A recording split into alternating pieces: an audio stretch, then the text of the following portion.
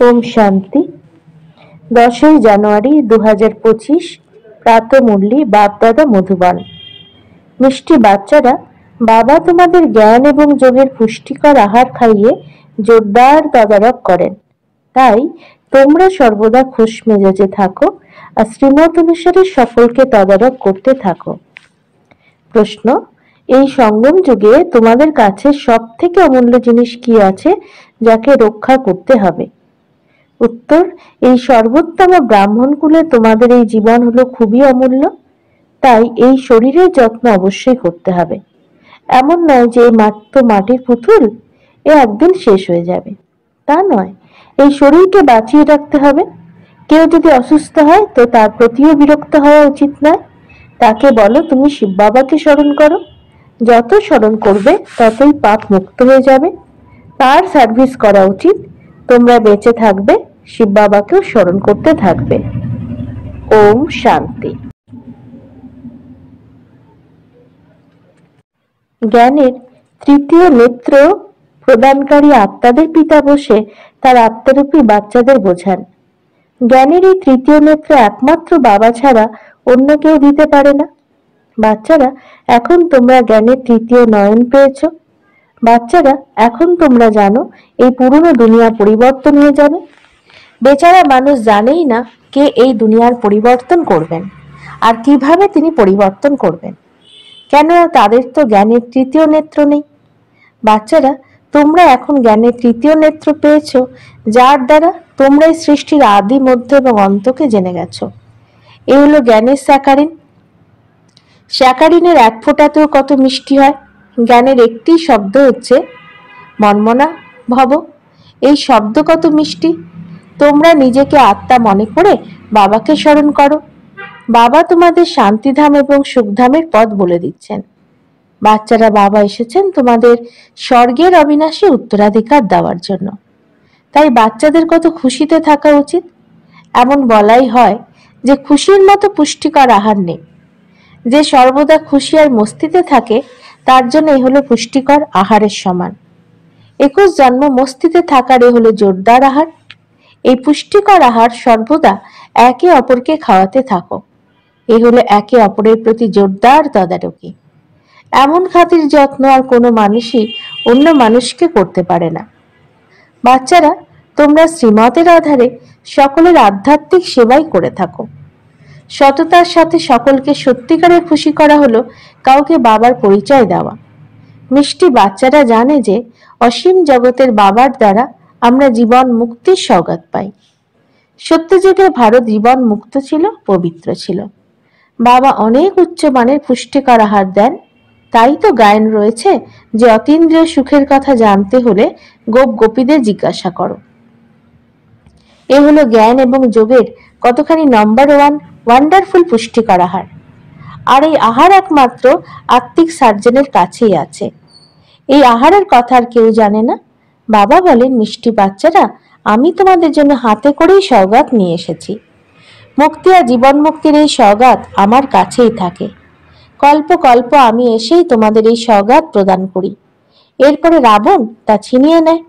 তাই বাচ্চারা, এখন তোমাদের খুশির পারদ কতখানি চড়া উচিত। তোমরা জানো আমাদের একজনই বাবা, টিচার এবং প্রকৃত সদ্গুরু, যিনি আমাদের সঙ্গে করে নিয়ে যান। আমরা আমাদের মোস্ট বিলভেড বাবার কাছ থেকে এই বিশ্বের বাদশাহী পাই। এ কি কম কথা? বাচ্চাদের সবসময় খুশিতে থাকা উচিত। Godly student life is the best. এ তো এখনকারই কথা, তাই না? এরপর নতুন দুনিয়াতে তোমরা সবসময় খুশির উৎসব পালন করতে থাকবে। দুনিয়া এ কথা জানেই না যে সত্যিকারের খুশি কখন পালন করা হবে। মানুষের তো সত্যযুগের জ্ঞানই নেই, তাই তারা এখানেই খুশি পালন করতে থাকে। কিন্তু এই পুরনো তমপ্রধান দুনিয়াতে খুশি কোথা থেকে আসবে? এখানে তো মানুষ ত্রাহি ত্রাহি রব করতে থাকে। এই দুনিয়া কত দুঃখের দুনিয়া। বাচ্চারা, বাবা তোমাদের কত সহজ পথ বলে দেন। গৃহস্থ জীবনে থেকে কমল পুষ্পের ন্যায় পবিত্র থাকো। কাজ কারবার করেও আমাকে স্মরণ করতে থাকো। আশিক আর মাসুক যেমন একে অপরকে স্মরণ করতে থাকে। সে তার প্রিয়তম হয়, যে তার প্রিয়তমা। এখানে এই বিষয় নেই, এখানে তোমরা সবাই এক প্রিয়তমের জন্ম জন্মান্তরের প্রিয়তমা হয়ে রয়েছ। বাবা কখনোই তোমাদের আশিক হন না, তোমরা সেই মাসুককে আসার জন্য তাকে স্মরণ করে এসেছ। মানুষের দুঃখ যখন বেশি হয় তখন সে বেশি করে স্মরণ করে। তাই তো এই মহিমা আছে যে দুঃখে সবাই স্মরণ করে, সুখে কেউই করে না। এই সময় বাবা হলেন সর্বশক্তিমান, দিনে দিনে মায়াও সর্বশক্তিমান তমপ্রধান হয়ে যাচ্ছে। তাই বাবা বলেন, মিষ্টি মিষ্টি বাচ্চারা, তোমরা দেহি অভিমানী হও। নিজেকে আত্মা মনে করে আমি তোমাদের বাবা, তোমরা আমাকে স্মরণ করো আর এর সঙ্গে সঙ্গে দৈবী গুণও ধারণ করো, তাহলে তোমরা এমন লক্ষ্মী নারায়ণের তুল্য হয়ে যাবে। এই আধ্যাত্মিক পড়ার মুখ্য বিষয় হলো স্মরণ করা। উঁচুর থেকে উঁচু বাবাকে খুব ভালোবেসে স্নেহের সঙ্গে স্মরণ করা উচিত। ওই উঁচুর থেকে উঁচু বাবা হলেন নতুন দুনিয়া স্থাপনকারী। বাবা বলেন, বাচ্চারা, আমি এসেইছি তোমাদের এই বিশ্বের মালিক বানাতে। তাই তোমরা যদি আমাকে স্মরণ করো তাহলে তোমাদের অনেক জন্মের পাপ কেটে যাবে। পতিত পাবন বাবা বলেন, তোমরা খুবই পতিত হয়ে গেছো, তাই এখন তোমরা আমাকে যদি স্মরণ করো তাহলে পবিত্র হয়ে পবিত্র দুনিয়ার মালিক হয়ে যাবে। পতিত পাবন বাবাকেই তো ডাকা হয়, তাই না? এখন বাবা যখন এসেছেন তখন অবশ্যই পবিত্র হতে হবে। বাবা হলেন দুঃখহর্তা এবং সুখকর্তা। বরাবর সত্যযুগে পবিত্র দুনিয়া ছিল, তাই সকলেই সেখানে সুখী ছিল। বাবা এখন আবার বলছেন, বাচ্চারা, তোমরা শান্তিধাম এবং সুখধামকে স্মরণ করতে থাকো। এখন হলো সঙ্গম যুগ। কান্ডারি বাবা তোমাদের এই পার থেকে ওই পারে নিয়ে যান। নৌকা কোনো একটা নয়, সম্পূর্ণ দুনিয়ায় যেন একটা বিশাল জাহাজ। এদের সবাইকেই তিনি পারে নিয়ে যান। তোমাদের মতো মিষ্টি বাচ্চাদের কত খুশি হওয়া উচিত।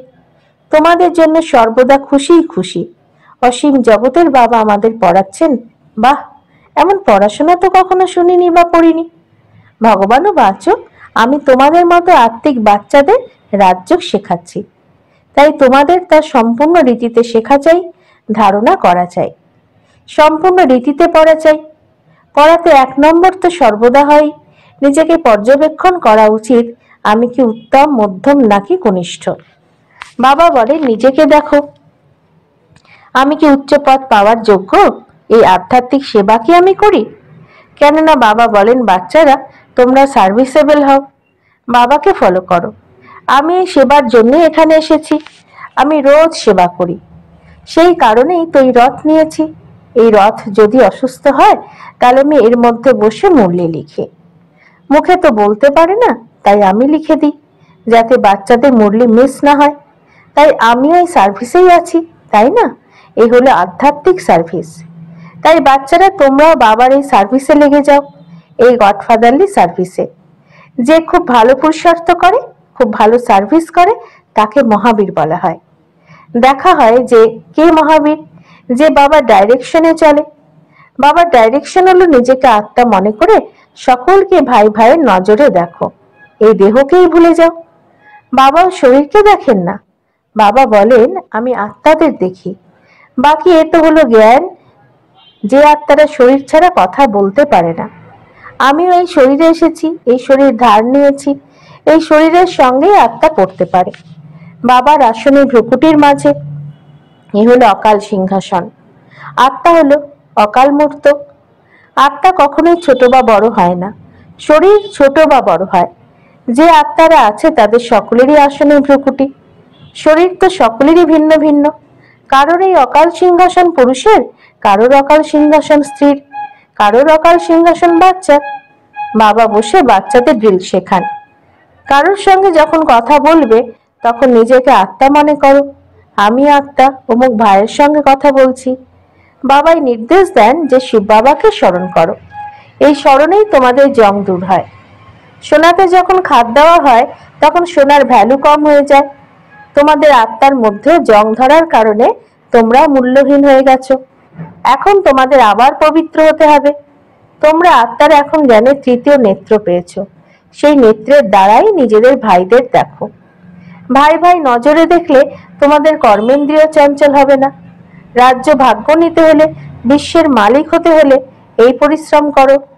ভাই ভাই মনে করে সবাইকেই জ্ঞান দাও, তখন এই অভ্যাস পাকা হয়ে যাবে। তোমরা সকলেই হলে প্রকৃত ভাই ভাই।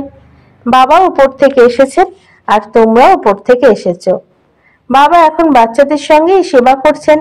এই সার্ভিসে বাবা সাহস প্রদান করেন। সাহসী সন্তান আর সাহায্যকারী বাবা, এই অভ্যাস করতে হবে। আমি আত্মা আমার ভাইকে পড়াচ্ছি, আত্মাই তো পড়ে, তাই না? এই জ্ঞানকে স্পিরিচুয়াল জ্ঞান বলা হয়, যা আত্মাদের পিতার কাছ থেকেই পাওয়া যায়। এই সঙ্গম যুগে এসে বাবা এই জ্ঞান প্রদান করেন যে নিজেকে আত্মা মনে করো। তোমরা বস্ত্রহীন অবস্থায় এখানে এসেছিলে, তারপর শরীর ধারণ করে 84 জন্ম এই পাঠ প্লে করেছ।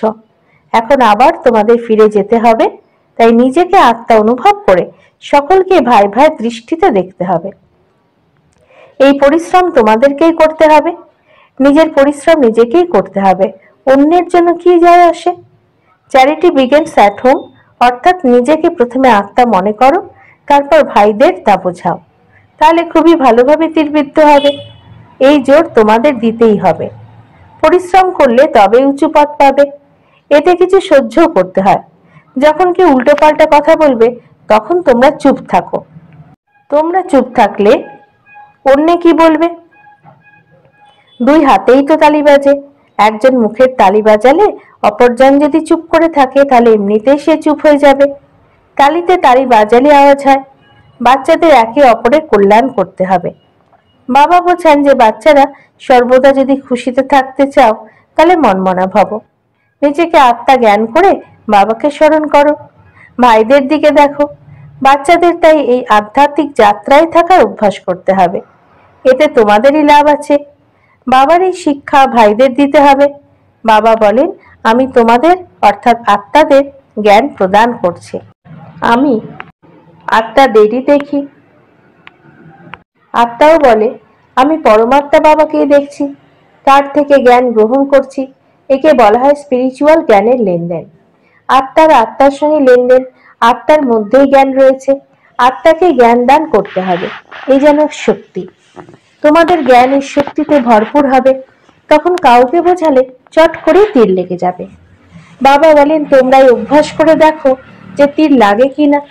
এই নতুন অভ্যাস করো, তাহলে দেহবোধ দূর হবে। মায়ার ঝড়ও অনেক কম আসবে, মন্দ সংকল্পও আসবে না, ক্রিমিনাল আয়ও থাকবে না। আমরা আত্মারা 84 জন্মের চক্র সম্পূর্ণ করেছি। এখন এই নাটক সম্পূর্ণ হয়ে এসেছে। এখন তোমাদের বাবার স্মরণে থাকতে হবে। এই স্মরণের দ্বারাই তমপ্রধান থেকে শতপ্রধান হয়ে শতপ্রধান দুনিয়ার মালিক হয়ে যাবে। এ কত সহজ। বাবা জানেন যে বাচ্চাদের এই শিক্ষাদানও আমার পাঠ। এ কোনো নতুন কথা নয়। প্রতি 5000 বছর অন্তর আমাকে আসতে হয়। আমিও এতে আবদ্ধ। আমি বাচ্চাদের বসে বোঝাই, মিষ্টি বাচ্চারা, তোমরা এই আধ্যাত্মিক স্মরণের যাত্রায় থাকো, তাহলে অন্তিমকালে যেমন মতি তেমনই গতি হয়ে যাবে। এ তো অন্তকাল, তাই না? তোমরা আমাকে স্মরণ করো, তাহলে তোমাদের সদ্গতি হয়ে যাবে। এই স্মরণের যাত্রায় তোমাদের পায়া মজবুত হয়ে যাবে। বাচ্চারা, এই দেহি অভিমানী হওয়ার শিক্ষা একবারই পাও। এই কত ওয়ান্ডারফুল জ্ঞান। বাবা হলেনই ওয়ান্ডারফুল, জ্ঞানও ওয়ান্ডারফুল। কোথাও কেউ এই বলতে পারে না। এখন ঘরে ফিরে যেতে হবে। তাই বাবা বলেন, মিষ্টি বাচ্চারা, এখনই প্র্যাকটিস করো। নিজেকে আত্মা মনে করে আত্মাদের জ্ঞান দান করো। তৃতীয় নেত্রে ভাই ভাইয়ের নজরে দেখতে হবে। এই হলো খুবই পরিশ্রমের কাজ। এ হলো তোমাদের মতো ব্রাহ্মণদের সর্বোত্তম উঁচুর থেকে উঁচু কুল। এই সময়ে তোমাদের জীবন হলো অমূল্য, তাই তোমাদের এই শরীরের সুরক্ষাও করতে হবে। তম প্রধান হওয়ার কারণে তোমাদের শরীরের আয়ুও কম হয়ে এসেছে। এখন তোমরা যত যোগে থাকবে ততই তোমাদের আয়ু বৃদ্ধি পাবে। তোমাদের আয়ু বাড়তে বাড়তে সত্যযুগে 150 বছর হয়ে যাবে। তাই তোমাদের এই শরীরেরও সুরক্ষা করতে হবে। এমনও নয় যেহেতু মাটির পুতুল, কবে শেষ হয়ে যাবে তা নয়। এই শরীরকে বাঁচিয়ে রাখতে হবে। এই জীবনই তো অমূল্য। কেউ যদি অসুস্থ হয়ে যায় তবে তার প্রতি বিরক্ত হওয়া উচিত নয়। তাকেও তোমরা বলো, শিব বাবাকে স্মরণ করো। যত স্মরণ করবে ততই পাপ কাটতে থাকবে। তার সার্ভিস করা উচিত। তোমরা বেঁচে থাকো এবং শিব বাবাকে স্মরণ করতে থাকো। এই বুদ্ধি তো আছে। আমরা বাবাকে স্মরণ করছি। আত্মা বাবার থেকে অবিনাশী উত্তরাধিকার পাওয়ার জন্য বাবাকে স্মরণ করে। আচ্ছা, মিষ্টি মিষ্টি হারানেরই বাচ্চাদের প্রতি পুরুষার্থের নম্বর অনুসারে মাতা পিতা বাপ দাদার স্মরণে স্নেহ সুমন আর সুপ্রভাত। আত্মাদের পিতা তার আত্মারূপী বাচ্চাদেরকে জানাচ্ছেন নমস্কার। আমাদেরও বাপ দাদাকে ধন্যবাদ, নমস্কার। ধারণার জন্য মুখ্য সার: 1. নিজেকে দেখো যে আমি পুরুষার্থে উত্তম, মধ্যম নাকি কনিষ্ঠ। আমি উচ্চ পদ পাওয়ার যোগ্য কি? আমি এই আধ্যাত্মিক সার্ভিস করি কি? 2. তৃতীয় নেত্রে আত্মারূপী ভাইকে দেখো, ভাই ভাই মনে করে সকলকে জ্ঞান প্রদান করো। আত্মিক স্থিতিতে থাকার অভ্যাস তৈরি করো, তাহলে কর্মেন্দ্রিয় চঞ্চল হবে না। বরদান: ব্রহ্মা বাবার সমান মহা ত্যাগের দ্বারা মহান ভাগ্য বানানো ফরিস্তা তথা বিশ্ব মহারাজন ভব। ফরিস্তা তথা বিশ্ব মহারাজন হওয়ার বরদান সেই বাচ্চাদেরই প্রাপ্ত হয় যারা ব্রহ্মা বাবার প্রত্যেক কর্মরূপী কদমের পিছনে কদম ওঠায়, যার মন বুদ্ধি সংস্কার সদা বাবার প্রতি সমর্পিত থাকে। যেরকম ব্রহ্মা বাবা এই মহাত্যাগের দ্বারা মহান ভাগ্য প্রাপ্ত করেছেন, অর্থাৎ নম্বর 1 সম্পূর্ণ ফরিস্তা আর নম্বর 1 বিশ্ব মহারাজন হয়েছেন। এইরকম ফলো ফাদার করা বাচ্চারাও মহান ত্যাগী বা সর্বস্ব ত্যাগী হবে, সংস্কারের রূপেও বিকারের বংশকে ত্যাগ করবে। স্লোগান: এখন সব আধার ভেঙে পড়বে, সেই জন্য এক বাবাকে নিজের আধার বানাও। নিজের শক্তিশালী মনসা দ্বারা সকাশ দেওয়া সেবা করো। এই সমগ্র প্রকৃতিকে পরিবর্তন করা, তমগুণী সংস্কারযুক্ত আত্মাদের তমগুণী ভাইব্রেশনকে পরিবর্তন করা, আর নিজেকেও এরকম ভয়ঙ্কর বায়ুমণ্ডলের ভাইব্রেশন থেকে সেফ রাখা তথা সেই আত্মাদেরকে সহযোগ দেওয়া, এই বিশাল কার্যের জন্য মনকে শুভ ভাবনার দ্বারা সম্পন্ন শক্তিশালী বানাও। ওম শান্তি।